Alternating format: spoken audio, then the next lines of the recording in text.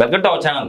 ఈరోజు అండి చాలామంది అంటే మగవాళ్ళ సమస్య అనేది ఏంటంటే వైఫ్ సహకరిస్తుంది, అంటే పార్ట్నర్ అయితే సహకరిస్తుంది, బట్ ఎక్కువసేపు తనకు కావాలని కోరుకుంటుంది. బట్ ఏదైతే పార్ట్నర్ ఉన్నాడో అతను ఎక్కువసేపు చేయలేకపోతున్నాడు. అలాంటి వాళ్ళందరికీ ఈరోజు ఒక మంచి మెడిసిన్ గురించి, సేమ్ టైం ఏం చేయాలి, ఎందుకు వస్తుంది ఈ ప్రాబ్లం, ఈ విషయాలను తెలియజేయడానికి మనతో పాటు ఉన్నారు senior andrologist doctor Ram Gopal garu. So sir ద్వారా ఈ విషయాలను తెలుసుకుందాం. నమస్తే సార్. నమస్తే సార్.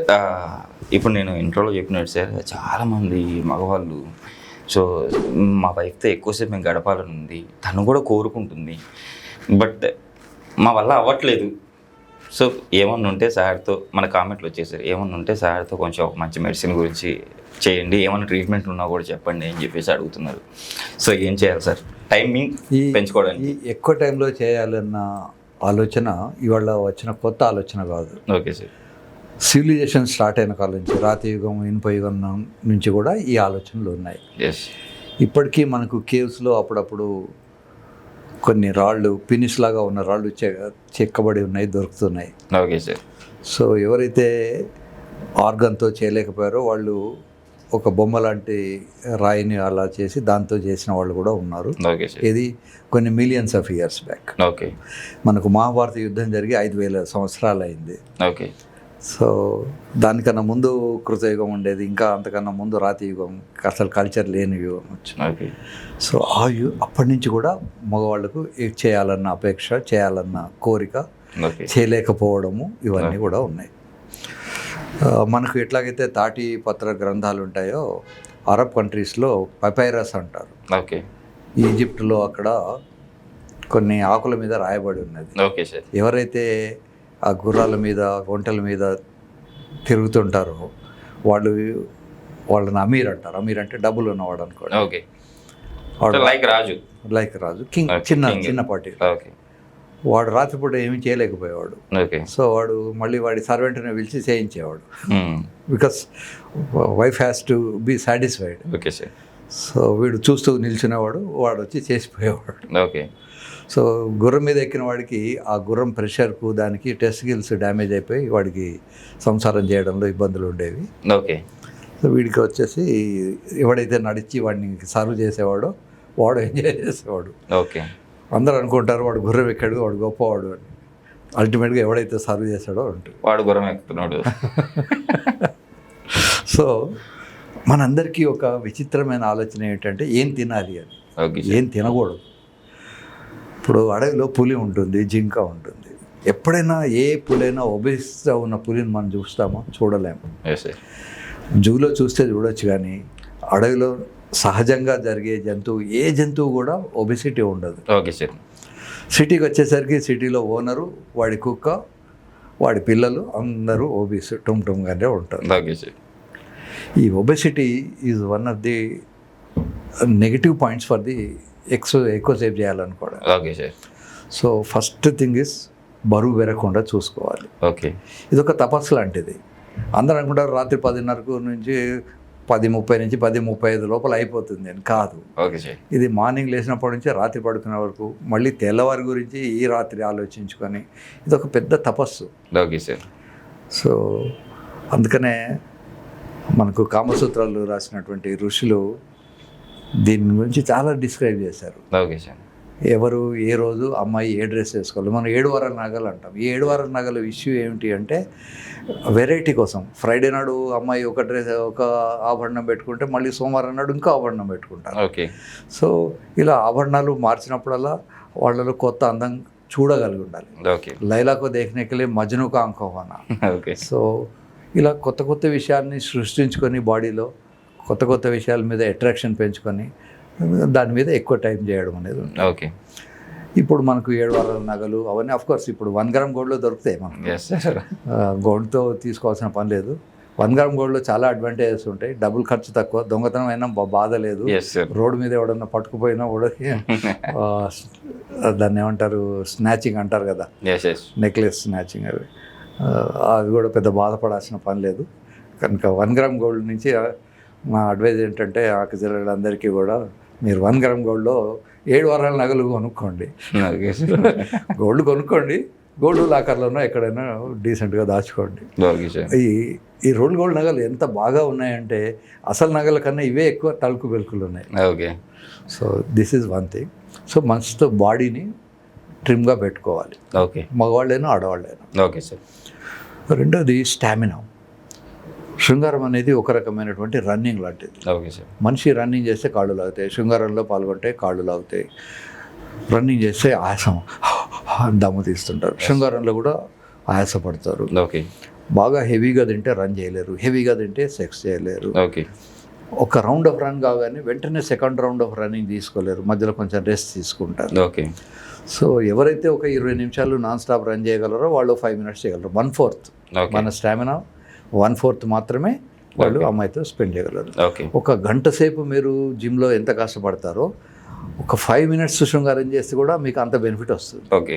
జిమ్లో ఏమిటంటే బోర్డం, అందులో ఊరికే చేతులు ఇలా అనుకోవాలి, మహా అయితే మన అద్దంలో మన మొహం చూసుకొని మన చేతులే ఓ బాగున్నాయి అని అనుకోవాలి. ఓకే. ఇక్కడ పక్కన అమ్మాయి ఉంటుంది కనుక ఆ enjoyment is totally different. Okay sir. So నా సలహా ఏంటంటే first weight reduction, second thing is stamina. Okay.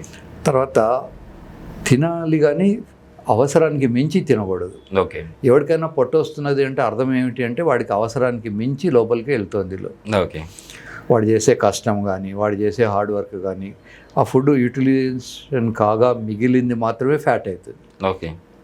ఈ ఎక్సెస్ ఫ్యాట్ వల్ల షేప్ అవుట్ అవుతుంది, తర్వాత ఆయాసం వస్తూ ఉంటుంది అన్నట్టు. ఇప్పుడు నేను ఒక పేషెంట్కి నేను సర్జరీ చేశాను, 125 కిలోలు. ఓకే. కర్నూలు నుంచి వచ్చాడు. ఓకే. సో 125 కిలోలు కుర్చీలో కూర్చోలేడు, సోఫాలో కూర్చోలేడు, వాడి కోసం బెంచ్ ఉంటుంది, బెంచ్ మీద కూర్చుంటాడు. ఓకే. సో ఇట్లా వెయిట్ అనేది మనకు దేశంలో చాలా పెరిగిపోతున్నది, ఎస్పెషల్లీ మగవాళ్లకు పొట్ట వస్తుంది. ఓకే. నేను జోకులర్గా చెప్తాను, మగవాళ్ళకి పొట్ట వస్తే వాడి భార్యకు పొట్ట రాదు అని. ఓకే.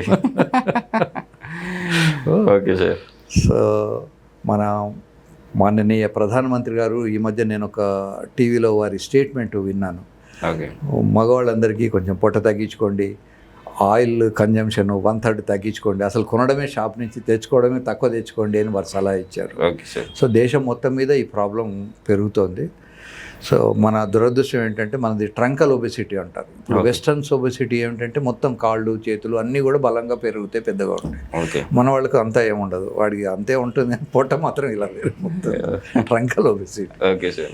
ప్రతి ఇంచ్ పొట్ట పెరిగినప్పుడల్లా వాడికి కొన్ని సంవత్సరాల ఆయుర్దాయం తగ్గిపోతుంటుంది. ఓకే.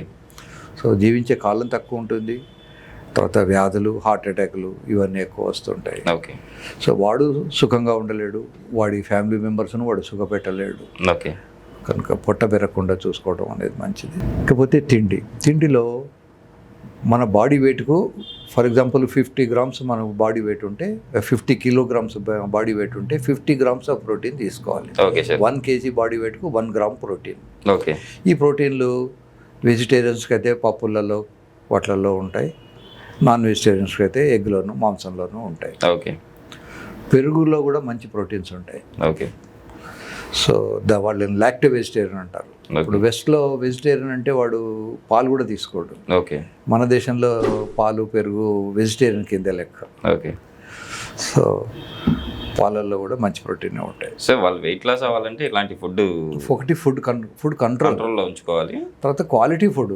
మనకు తెలుగు రాష్ట్రాల్లో ఏమిటంటే అన్నం ఎక్కువ పెట్టుకొని కొంచెం పక్కన ఓ చెంచాడు ఆవకాయ వేసుకొని ఆ అన్నం అంతా తినేయడం మనకు middle class, lower middle class వాళ్ళకు నా హ్యాబిట్స్. Okay sir. సో ఆవకాయ అన్నం తినండి, కానీ ఏదైనా ఒక ఫిక్స్డ్ డే, ఓన్లీ సాటర్డే ఆవకాయ తీసుకుంటానన్నా ఫ్రైడే తీసుకుంటానన్నా ఒక ఫిక్స్డ్ డే పెట్టుకోండి. ఓకే. సో అన్నం పోర్షన్ కొంచెం తగ్గించుకొని పప్పుల పోర్షన్ పెంచుకోవాలి. ఓకే. తర్వాత ఫ్రెష్ వెజిటబుల్స్ కానీ, ఫ్రెష్ కూరగాయలు కానీ, ఫ్రెష్ పళ్ళు కానీ తినండి. Okay sir. మీరు ఎగ్జాటిక్ ఫ్రూట్స్ తినక్కర్లేదు, ఏదో వేరే దేశంలో తయారైన ఫ్రూట్ తినాల్సిన అవసరం లేదు. ఓకే. వేరే దేశం నుంచి మన దేశానికి రావడానికి కొంత టైం పడుతుంది, ఆ టైంలో దాంట్లో ఉన్న న్యూట్రియంట్స్ అన్నీ పోతాయి. ఓకే. కనుక మీ లొకాలిటీలో పెరిగే పళ్ళు, మీ లొకాలిటీలో పెరిగిన కూరగాయలు. ఈ మధ్య కొత్త కల్చర్ ఒకటి వచ్చింది, ఫామ్ ఫ్రెష్ అని. హస్బెండ్ అండ్ వైఫ్ అటు వీకెండ్స్లో ఒకసారి కార్లో ఊరవతలకి వెళ్తే అక్కడ ఫామ్స్ ఉంటాయి, వీళ్ళే వెళ్ళి చెట్టు మీద ఉన్న కూరగాయలని కట్ చేస్తే తెచ్చుకుంటారు. ఓకే. సో వాటిని ఎక్కువ రోజులు ఫ్రిడ్జ్లో పెట్టుకోకుండా వాడుకోవాలి. Okay sir. ఇప్పుడు ఫర్ ఎగ్జాంపుల్ మనకు యాపిల్స్ ఉంటాయి, యాపిల్స్ చూడడానికి బాగుంటాయి, రెడ్ కలర్ ఉంటుంది, టెంప్టింగ్గా ఉంటుంది. అయ్యో ఇది రెడ్ కలర్ది, ఇది తింటే మనకు బాగా బలం వస్తుంది. దురదృష్టవశాత్తు కార్బోహైడ్రేట్ పార్ట్ ఎక్కువ ఉంటుంది. ఓకే. మనకు ఎక్కడి నుంచో కాశ్మీర్ నుంచి హైదరాబాద్కి వచ్చి, హైదరాబాద్లో ఏజెంట్స్ దగ్గర నుంచి మళ్ళీ మామూలు షాప్స్కి వచ్చి మనం కొనుక్కొని మనం తీసుకొచ్చి ఫ్రిడ్జ్లో పెట్టి మళ్ళీ కట్ చేసి మన ప్లేట్లోకి వచ్చి మన నోట్లోకి వచ్చేసరికి 1 వీక్ అవుతుంది. దాంట్లో అది గడ్డి కన్నా దరిద్రం, అందులో ఏమీ ఉండదు. ఇలా కాకుండా ఫ్రెష్ తెచ్చుకోవాలి. తర్వాత ఈ కెమికల్స్ అన్నీ కూడా డ్యామేజింగ్. ఫర్ ఎగ్జాంపుల్ మనం కెమికల్ ట్రీట్ చేయని అరటిపండు మనకు దొరకదు. ఓకే. ఇప్పుడు గ్రీన్ కలర్ బఠానీ ఉంటుంది, తెచ్చుకొని బకెట్లో వేస్తే బకెట్ అంతా గ్రీన్ కలర్ అవుతుంది. కారం తెచ్చుకుంటే మీరు బకెట్లో వేసి చూడండి, ఆ రెడ్ కలర్ అంతా పోతుంది కారంలోంచి. మనకు ప్యూర్ మిర్చి దొరకడం కష్టం. కనుక బెస్ట్ అడ్వైజ్ ఏంటంటే మీరు రా ఫుడే కొనుక్కోండి. మీరు కారం కావాలనుకుంటే మిర్చి కొనుక్కోండి, వాటిని మరబట్టించుకోండి. పసుపు కావాలంటే పసుపు కొమ్ములు కొనుక్కోండి, వాటిని మరబట్టించుకోండి. అంతేగాని రెడీమేడ్ తెచ్చుకోవడం అలవాటు చేసుకోండి. మన దురదృష్టవశాత్తు మన సొసైటీ ఏమిటంటే మన ఫుడ్ కూడా మనం వంట చేసుకోవడం మానేసాము. Okay sir. ఇలా కొట్టుకుంటే మనకి ఇంట్లో ఫుడ్ వస్తుంది, ఈ జొమాటోలు టమాటోలు. ఓకే. సో అలా కాకుండా కొంత శ్రమ పడితే బాడీకి మంచిదే. ఈ కెమికల్ ట్రీట్మెంట్ ఉన్నాయి తక్కువైపోతాయి. ఎస్పెషల్లీ మనకు పాలు వచ్చేది ఏంటంటే, పాలు ఎక్కువ రావాలని రైతులు గేదెలకు ఆవులకు కొన్ని ఇంజక్షన్లు ఇస్తారు. ఓకే. ఆ ఇంజక్షన్ల వల్ల మగపిల్లలు పాలు కానీ పాల ప్రోడక్ట్స్ పెరుగు అవి తింటే వీటికి బ్రెస్ట్ పెరుగుతుంది. ఓకే. తర్వాత అమ్మాయిలకు 7-8 సంవత్సరాలకు వచ్చేసరికి వాళ్ళకు యుక్త వయసు వస్తుంది. సో ఇవన్నీ జాగ్రత్తగా గమనించుకొని, అఫ్కోర్స్ మనము గేదెల్ని ఇంట్లో పెంచుకోలేము, సిటీలో ఉంటున్నాం కనుక కనీసం సాధ్యమైనంత వరకు మిగతావన్నీ